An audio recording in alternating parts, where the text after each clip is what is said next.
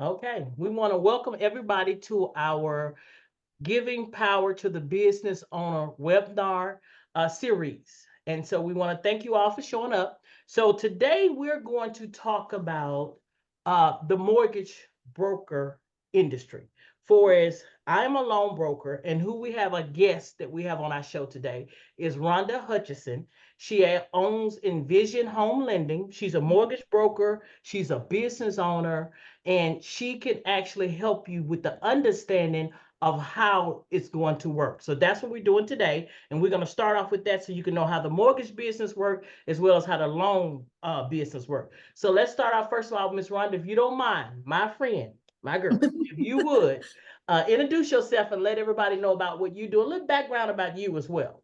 Okay. Hi. Thank you. Number one, just thank you for allowing me to come and just share with you on the day. And thank you letting me be on this platform to be able to share. So I'm very important. So I appreciate that. But again, my name is Rhonda Hutchinson, and I am the owner and the president and CEO of Envision Home Lending. And oh my goodness, I've been in the mortgage industry, oh gosh, about 8 years now, but I've always been in finance. I retired from FedEx with 30 years of experience, went into the mortgage industry while I was still working at FedEx. And then what I decided to do when purchasing my third home, I became intrigued with the process because I realized how much people didn't know about the loan process. And I became intrigued and say, I want to educate, especially my people, of the rules and guidelines so we can make good choices. So that's why I started in the industry about 8 years ago. Okay, about 8 years. So from there, it brings you to where you at now with Envision Home Loans. So let's go into it. First of all, we're going to explain the difference because you are a mortgage broker, A correct? mortgage broker, that is Okay. correct. And I am a loan broker. So what we're Yes. going to do is go in and explain what's the difference, what we do both do, so you guys can understand the difference between. So if you would start in letting people know what is a mortgage broker and what all you do. Yes, a mortgage broker is different from a mortgage lender or what we call a loan officer. A mortgage broker is one that own their own brokerage, and what they do, they have availability to lend different lenders. They're not stuck in a box like a lender. For instance, if you have a bank that you can only offer their products, you can only go by their guidelines. They have overlays. With a broker, there's no overlays because what we can do is that we shop around with different lenders to be able to give the borrower the best interest rates, the best experience, and the loan product can best suit them depending on the situation. So brokers say we just shop around. We just shop around. We have access to different lenders, not just one lender as a lender or a bank, but we have multiple lenders that we can go to be able to fit whatever the borrower needs or the client needs.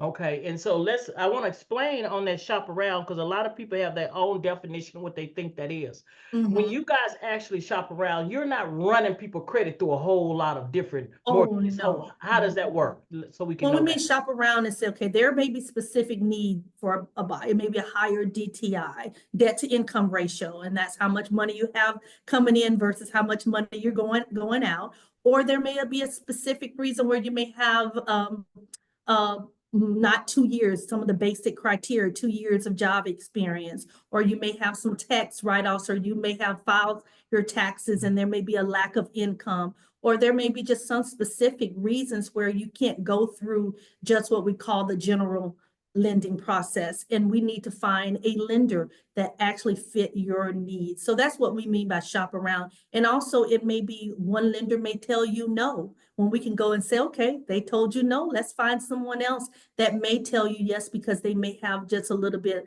less overlays. And what we mean by overlays is those things on top of the general guidelines that they may add. For instance, instead of a 620 credit score for conventional, which is the minimum credit score for most conventional financing, they may add an overlay where it's 660 or 680. But we may find a lender that says, yes, we'll take a 620, or the FHA may go below a 580, which is FHA standard is a 580, their minimum credit scores. And there are some lenders that will go below a Below that. 580. So the thing Mhm. is, what we have to see then is what you're saying is that like we walk into a bank and all they can give you is the products they have. And if you Absolutely. don't fit in that box of that product, then you are denied. And that's what That people is don't correct. realize. Because you denied at one bank on a mortgage doesn't mean you can't get a mortgage. You just can't get a mortgage with them. There.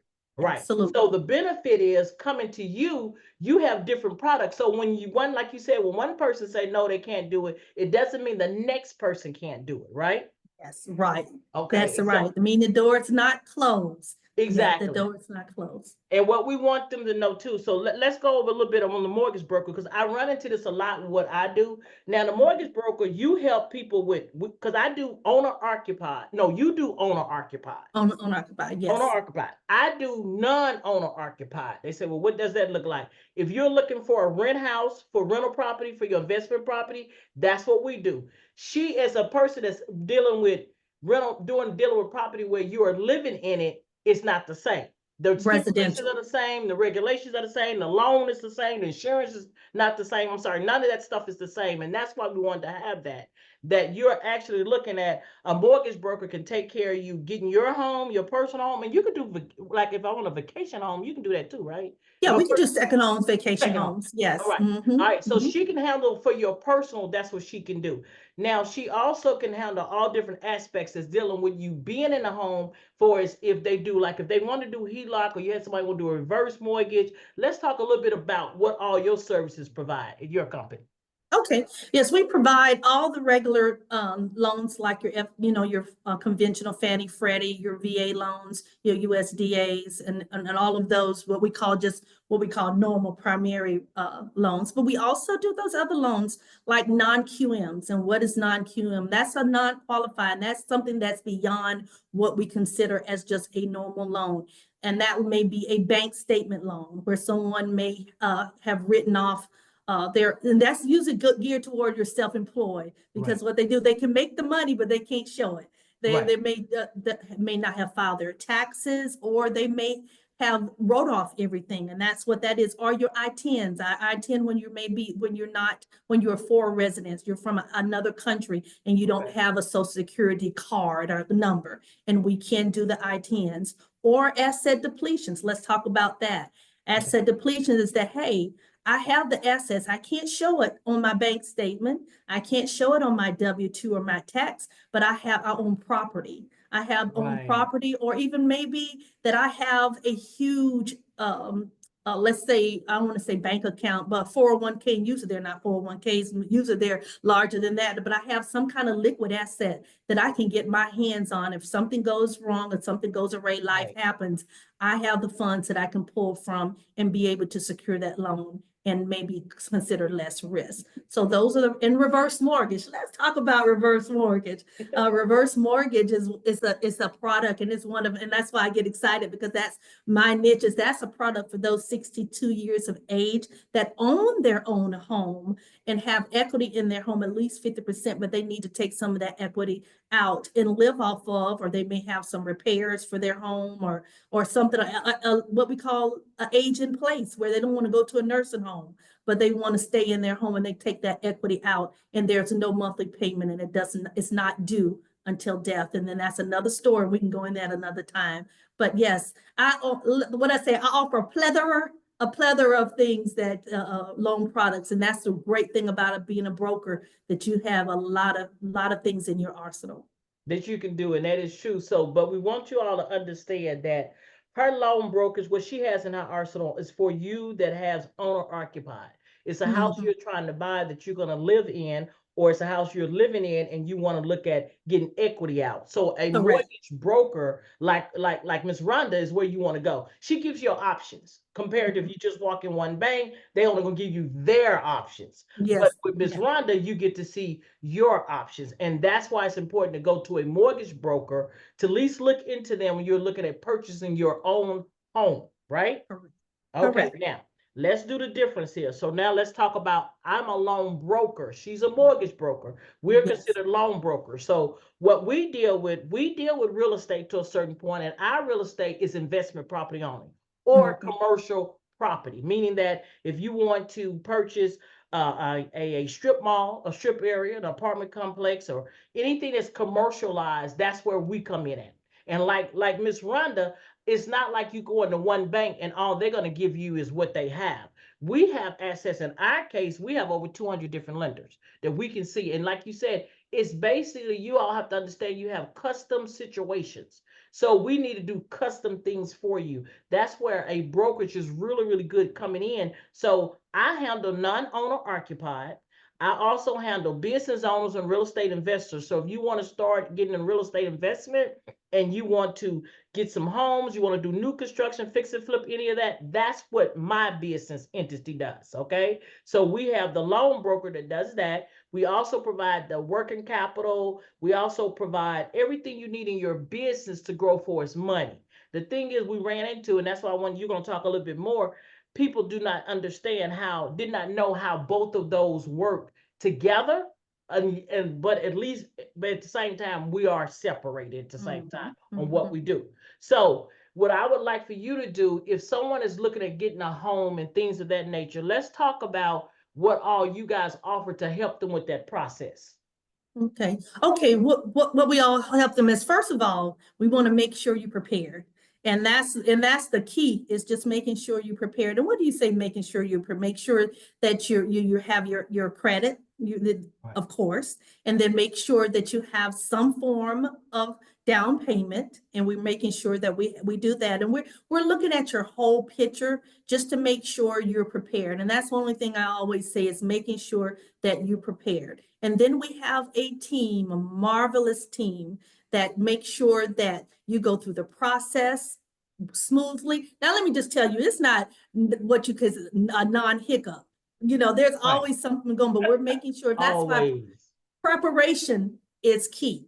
Okay. And then what you do is that you go through the process. We get you prepared. You fill out your application. Once you fill out your application, then what we do is we make sure we have documents, required documents to support your application. And that's when you get what we call your pre-approval. And your pre-approval, hey, we're ready to go. I have a real estate agent. If you have one, they're going to need that piece of paper before they take you around shopping. And then once you do that, you find your home, you're under contract, you come back to me from the real estate agent or my team. And then what we do is we go through processing, then underwriting, and then closing. And what we do is we hold your hands through that process. It's not where you say, here you go, we'll see you at the end at the closing table. No, we hold your hand through every step to make sure that you have your questions answered, that you know what's to expect next. And the communication is key. We make sure that we communicate, because that's important, because that's one of the reasons I became a loan officer as well. I want to make sure I go back and tell you that, because when I was buying my third home, I did not have a loan officer that was great with communication. And I really realized how key communication is. And so that's that. I have a team. I have a team that makes sure that we're on top of everything. Right, so we can take care. So basically, if somebody is starting out looking, or even looking at getting a house, and I think we run into with business owners, and we kind of focus more with them, but this is individual too, that if they're in business, which I love the fact you're saying, hey, just because you don't have a traditional W-2 like everybody else, you're saying you still get a home. Come to Oh, yeah. you and see. And that's what I think people need to realize. If you have your own business, you still can get a home based on your business, is what it's doing. And that's what Ms. Rhonda can actually help you put that together. So you can be ugly. You just starting out. We're not for sure, because I have people that have homes and they have equity in it. And don't get me wrong, we love for you all to come to us and we'll pull money out and get you in a loan. But if you have equity in your home, and that's where you need to see Ms. Rhonda first. See what your potential of money that you do have, if you want to use that, compared to if you're going out dealing with a loan that we have. And usually our loans interest rate is going to be a lot higher, I'll be honest, than the HELOCs. I'm just going to tell you. It Oh, is. yeah. He locks up. Yeah. Yeah. So, that's where, you have options. And we're trying to show people that with these series, giving you power, giving you knowledge of what's out there. So now let me say this.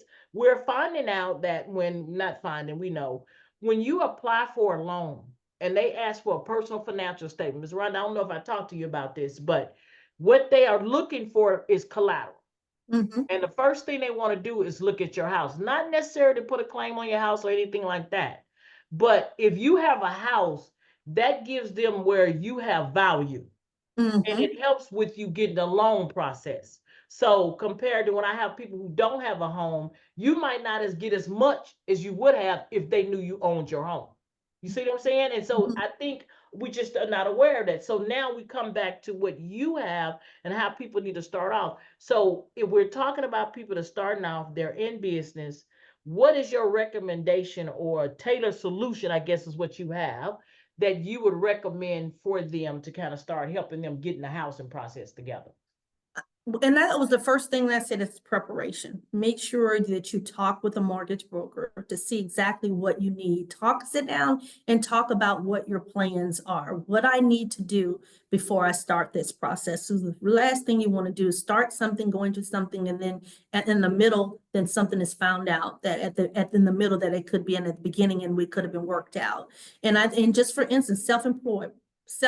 Let's talk about self-employed. Let's And talk about it. yeah, let's talk about self-employed. Is that writing everything off on your taxes. We know that we want to pay less taxes as possible, but writing everything off and you're preparing to purchase your home or any property, even could be a commercial property when your taxes are viewed, is making sure that you're not writing off everything. And if for some reason the year before you wrote off everything and now this year, let's look at things and say, okay, next year, let's make sure that you write off at least as possible. These are the things that I know they're mandatory that you need to write off, but let's not write off, every meal ticket that you spend or vacation that you went or somewhere Right. you've gone for a conference and you may have saved. So preparation, if I can't say that enough, Miss Jacqueline, is preparation, making sure you look and see what you need.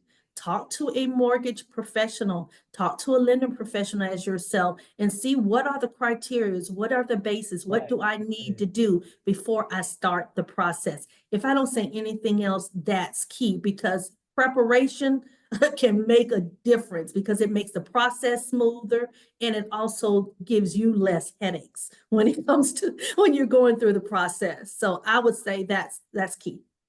So basically, we're saying something we want everybody to take away from it is to actually know the difference between mortgage broker and a loan broker. So, Mhm. in your mind, and this is kind of a little bit off of what we had talked about earlier, but Uh-huh. you tell me what you have an experience and kind of dealing with it. What do you think how do people look at the mortgage business based on the loan business? How do they look at that? Do you have an understanding of what people look at with that? But when you say the mortgage business, are you talking about when it comes to residential and then loan when it comes to Yeah, like, what you do as far as business loans? Or is that exactly. what you, That's what I meant. Thank you. Yes, ma'am. What's okay. the difference? That exactly it. Thank you. Well Okay. said. Okay. I'm glad I did. But in the mortgage business, I guess what people look at is that, uh, the collateral. And if you may think about that, because I'm just thinking about what you do and what we do is that when you're doing the lending part as a lending broker, then the collateral is what you're looking for most. Right. But That's on all I, my yeah, I have side, to have that. Yep. yeah, yeah, my side, we're looking at what assets you have as far as what's in the bank. Your income is key. Is making sure, and that's why I was saying preparation. If you're a 1099 or you're self-employed, not writing off any of everything because and even if you're a W-2 employee and you have a side business and you're writing off that side business and you're actually reporting that side business because you want to pay less on your taxes. And because I've had someone that had an eyelash shop and never put an eyelash on in her life because Right. somebody told her that's what she needed to do is to have a side business. But when she came to buy a home, then she did not have the income. So income, assets, and liabilities, making sure that you have less liabilities. What do you say liabilities?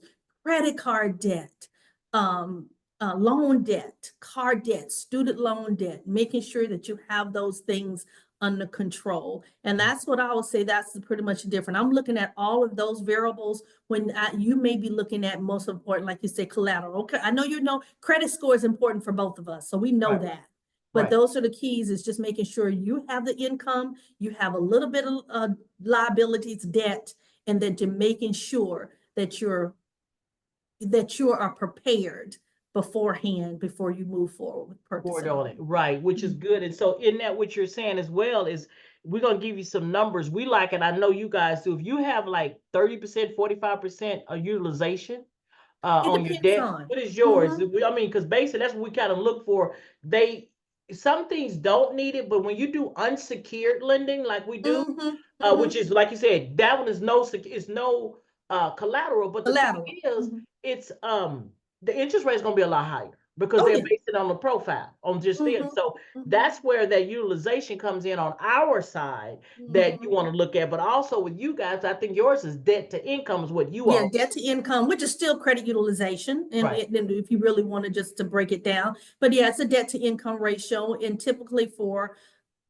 conventional financing, and of course, that's the loan with have the less risk. We're looking at maybe between a 43 to a 48, what we say back end. That means how much how much income is going in, how much debt is going out based on your income. And Based then on of course, if you go to FHA, which is an affordable housing product, it does allow you for a little bit more debt, which could be between 55, 57% on the back end. And when we say back end is how much income coming out and then how much debt is going out, coming in versus what's going out, 57% of your income, which right. includes your projected house payment at the end of the day. So that's very important, is to making sure that you can keep your debt to income ratio low as possible. But going with FHA does allow that. Now we talk about non-QM. Non-QM, it just depends on, but you're still looking at between the 40s and 50s on your debt to income.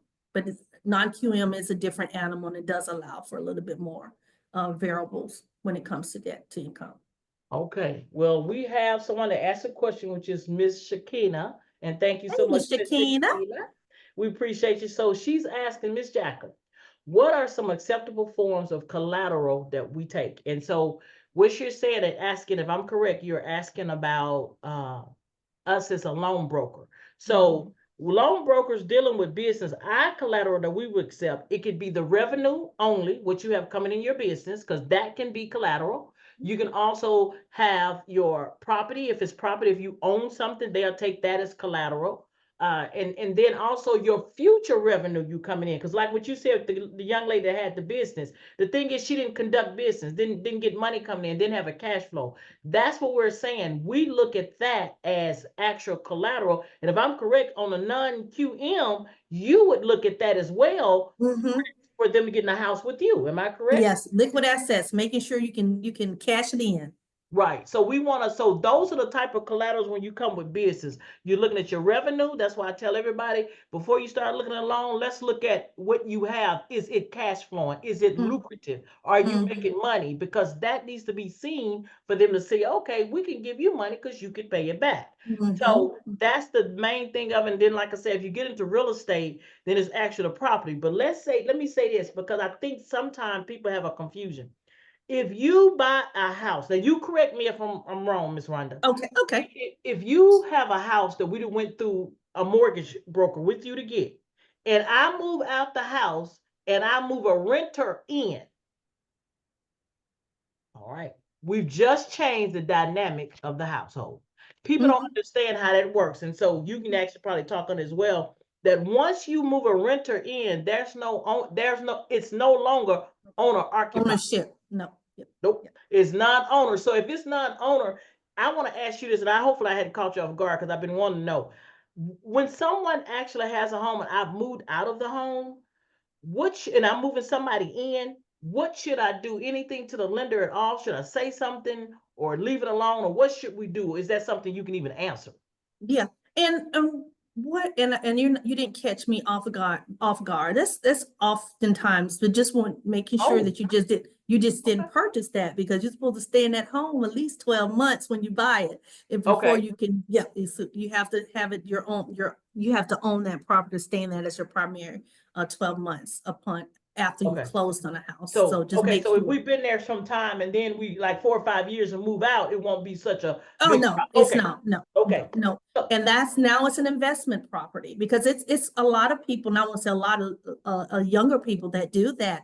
The smart, those millennials, they're smart. They go purchase a home, they'll stay in the home, 1 year, and then they go out and go get an apartment, and they have a rental income Exactly. coming in, and then they'll turn around and do it, get another, do it, just keep doing it. And so that's how they're building generational wealth and how they're building wealth. So as long as you're staying in that property 12 months after you've closed, after you fund it, and Right. it's your primary property, then you can definitely change it into a rental or investment property. Investment property. And that's just something like I said, when I said off guard, because I should have told you about that, but we talk That's about so okay. much What I stuff. say, I'm good. You know what I'm saying? I knew you could handle it. I knew you could handle it. So this is my other thing then. Okay, so we can do that. Now, I had someone that brought up something that made really good with real estate investment. They were saying that they wanted to buy a fourplex and stay Mm-hmm. in one Mm-hmm. and rent out the rest. That is something would you do or you couldn't do? How? Yes, that's Okay, definitely explain that. something. Anything that's less than fourplex or less is considered primary property, is Okay, residential. It's not fourplex. commercial. As long as you're staying on one side, long as you're staying in one of those units, it's considered. But if you're not staying in one of those units, it is an investment property. Right. And let's That is say the that key. so everybody can know the big difference is this. Investment property with me require anywhere from 20 to 30% down, period. No program. Okay. Because your experience as a real estate investor determines how much you got to put down. I don't know what the credit score, but it's more your experience than anything with on the investment side. Now, on your side, correct me if I'm wrong, Ms. Rhonda, you can go down to 3% down programs. Yeah, You got it's just more, FHA. it's less with you getting in it. So it's I guess it's probably an advantage to get with you, stay in a house or Mhm. duplex or fourplex for a year or so and then move out. And that'd be a great way to start without you coming out with 30%. I mean, because 20, yep, absolutely. And it's a great way to build wealth. Just make sure your neighbors, whoever you're staying, is somebody you can stay, you don't mind staying next to. But yes, go ahead and stay in one of those units. And then after that, you move out, and then you have a fourplex unit that you can rent out. right, which makes good. So that's how the mortgage brokerage and loan brokers can work together. Because we also I tell like my we had the other day we had a young lady come in, her and her husband. Would they have like a 2-year-old and they want to get in real estate investment? So she said, well, we figure we'll go ahead and buy a couple of houses and that'll get our cash flow up, and then we'll look at buying our houses. But Rhonda, I said the same thing. I told her, I said, why don't you just get a duplex, a fourplex, and y'all stay in one side and just rent it out? And she said she never thought of it. Well, they went through the process of actually getting that done. This was some time ago now, think about it. Mhm, But mhm, mhm. and she wound up doing that. And later on, she came to me. She said, that's the best thing we could have done. I mean, it was less to get in it. We did really good. She said, we're going to stay there a couple of years and then move out. And we're going to actually have 4 instant tenants when I Yeah, move out. So yes. that is a wonderful idea, and I'm glad to hear you as a mortgage broker, you feel good about it. Now, we can't talk about the other lenders, but I know when you walk in a bank, they are strict on what they can and cannot do. Am I correct? Absolutely. Yes, So absolutely. that's where you come in and you're more versatile. And that's what I wanted everybody to understand today, how working with a mortgage broker like yourself, even if you're looking at real estate, go there first and see what they can show you of what can do. Because you're aware of how to do that and to make that happen. Mhm, mhm. So is there That's true. anything you would recommend or suggest with them doing that type of process? What is some of the things you've heard or some of the things you want to kind of warn them on doing that? Anything like that you want to give us? And I know I feel like I just keep coming back to this thing. It's just preparation, That's but fine. Keep but saying it. that's, to me, that's just key. And do your research. If you want to start off, go to your bank if you want to start off and see what they have to offer. Because I promise you, once you leave there, you'll be saying, you know what, I'm not coming to this bank. but start with your bank, because you really need to see what's out there, and then come to a mortgage broker like myself. Come to me and let's compare numbers. Let's see what I can do for you, because like you stated earlier, Ms. Jacqueline, is that a bank, you're in a box. Whatever their credit score criterias are, whatever Right. their loan products they offer, and most of them don't offer FHA. Some credit unions do not offer FHA product. They only do conventional. So just make sure that you're prepared, do your research, do what you need to do up front, and then make the best decision. But just know that when you come to a mortgage broker, the doors open, because there's a Right. lot of opportunities, and you're just not in a one sandbox, playing in one sandbox, that you get out and you be able to have other options. Other options. And I think that is great, great advice on my end for you all. Knowing that you have the mortgage broker, you've learned about what we do as a loan broker. If you're getting in real estate or you're dealing with your business, make an appointment with a mortgage broker, loan broker. Like you said, do your homework, see what's out there, and what will work for you. And like I Yes. think something I do want to say that you mentioned that we need to, they can ask for a list of services that a bank provide or a mortgage provide, right? And then they Absolutely, absolutely. Yes, absolutely. And also, and this is key too, most times when you go to a bank or a credit union, they're gonna say, and if they give you an approval, it's really not approval, it's a pre-qualification. They're running credit and they're just saying, okay, you're credit worthy. But they're not collecting your documents, your bank statements. They're not collecting your W-2s, your paycheck stubs to see if you're completely qualified. So make sure that if you go to a bank and they said you run your credit and give you an approval letter, just know that you're really not pre-approved. You're just wow, pre-qualified. You just credit, wow. because it is a difference. It's a big difference, because you can go through the process and then they find out that you don't have enough years, you don't have enough income, and then there you are, you found the home of your dreams, and then you're not able to move forward with that purchase. So like I said, do your research, make sure that you're pre-approved and not pre-qualified. And most banks Wow. and the credit unions will give you a pre-qualification, not a pre-approval. Okay, so that's a great takeaway. Pre-approval and pre-qualification is two different things. That what you're Yes, saying? ma'am, absolutely. Wow. When you pre-qual, they're just running your credit and say, okay, you got a qualifying credit score, but they're not checking any of your assets, any of your liability. Well, they ran credit, they looking at your Right, right. liabilities, but they're not checking your income, and they're not checking anything else. They're They're not looking not at doing your, the debt to ratio. None of that stuff hadn't no, even they're started not. yet. No, no, no. Oh, which can change the terms of a loan application. Oh, yeah, absolutely, Right. absolutely. And it can be a quick denial if something comes up and it's not, it's not caught beforehand. And then you're going through the process, you found the home that you fell in love with, and then in the midst of you going through the process, then you find out you're not qualified. You're not qualified. And see, that's why I say with a broker, we can actually take you looking ugly.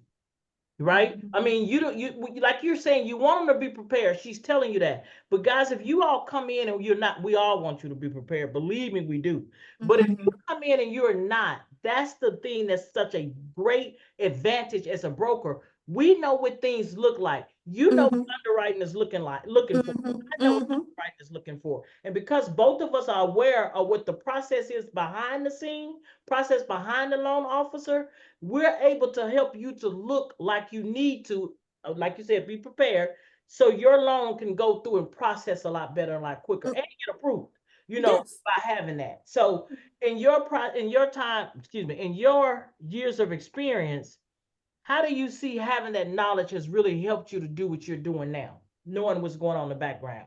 Oh, yes. Okay, I can talk about that. Let me just tell you this. When I first started out, I was a down payment assistant queen, and I'm going to tell you what that meant.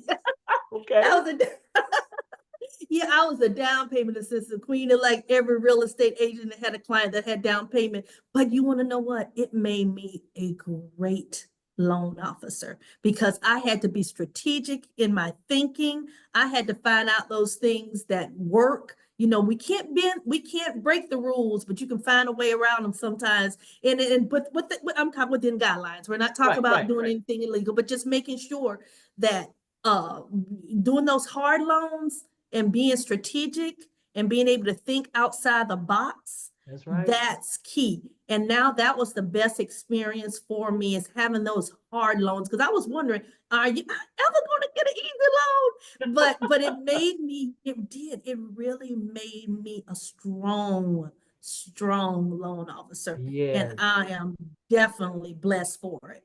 And Real. so, yeah, you have to, and so that's why I can say, you know what, I'm out there. I'm not going to say I'm one of the best. I'm the best out there. Right, because you've been down there, and that's why I I've want been you down on here, that because road. I know you do good and you take on the hard stuff. Like you said, reverse mortgage is one of your main thing, and I love that about you.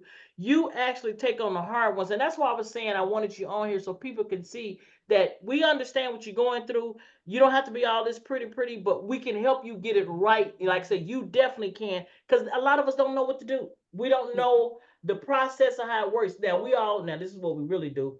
We listens to everybody else and tell Oh us my how goodness. Yeah. things, how Yeah. I did it. That's what they say. This is what I Yeah. did, Mhm. but you Or don't they did this understand. for me. Yeah. Right. You know, and it just puts people in a really bad, a real bad situation. And that's why it's important to know, Rhonda, that you do have that experience in the background. You can guide them even before you start the process. They can sit down and talk to you, and you can say, okay, this is the roadmap of what you need to do. And that's what Mhm. we want. And you give them options. And this is what everybody got to realize. You have options even when you're denied. Mhm. Yep. You Yep. know what I'm Yep. saying? You have, yes. Yes. It Right. doesn't know. And you know how they say it's not over until the fat lady sing? Well, Hey, she don't sing. but yeah, so so exactly. So that's what we're actually trying to enlighten you, and hopefully we have. So is there anything else before we close out? I have definitely enjoyed you, Miss Rhonda. I always do. I Yeah, always thank you. You too. Yeah, I know it's going to and be a good show. I know it's going to be a good time. so is there anything you would like to say to our audience to kind of that they can do a takeaway with? Well, no, and what I guess one of the things that I was going to say is just making sure is that home ownership, if I want to say anything else, if you want to build legacy, home ownership is the key. Home ownership, real estate property, what myself and Miss Jackie does, it's the key. It is the key to generational wealth. Don't let nobody tell you anything else. That's one of the most important, that is the most important thing you can do if you want to leave generational wealth. And renting and leasing, that is not. Prepare yourself to be able to have your own home, have your own investment properties. That's the key to generational wealth. If I don't tell you anything else, it's not going out here doing anything else. And I can give you a whole list of those things. But real estate is key. If you want to leave a legacy, make sure you partake in real estate. Exactly. And thank you so much. And on my side of it is that, um, like she said, real estate. So she can help you with owner occupied, or if you want to, on my side, do non owner occupied. Unoccupied. Real Yep. estate will make you the money. And she is so correct. So we want to thank Miss Rhonda for coming out today. Thank you for having me. And we do. And I want to thank you all. And again, we want to emphasize that we do our webinar, which is giving power to the business owner so that you can be educated on what's out there besides just working on your business. All the aspects in life we touch, but yet we don't know a lot about it. So we try to bring things in directly for our business owners that can help them understand when money is needed and how to need it and where you can get it from and how does it, work. So that's why we have this, and we've been doing pretty good with it. If you guys want to see any of this, you're welcome to go to our YouTube channel. We actually have that all posted, as well as Mrs. Rhonda is on our referral page on our website, www.tdj Equity LLC, up here. Yep, right there. I always want to do that. Look at that. But Right anyway, there. if you go to our website, you will see Miss Rhonda there, where you all can get her information, as well as she has her information that's on the screen. But we definitely want you to reach out to her, reach out to myself, and we can guide you wherever you need to go. But definitely reach out to us, because we are brokers and we know a lot of people in the field, and we can deal with custom situations. Okay. Yes, So again, we yes. want to thank you all so much. You all have a great day, and you all take care. Ms. Rhonda, All we'll right, see you thank later. you. All right. All right, Thank you. thank you. Bye All bye. right, bye-bye.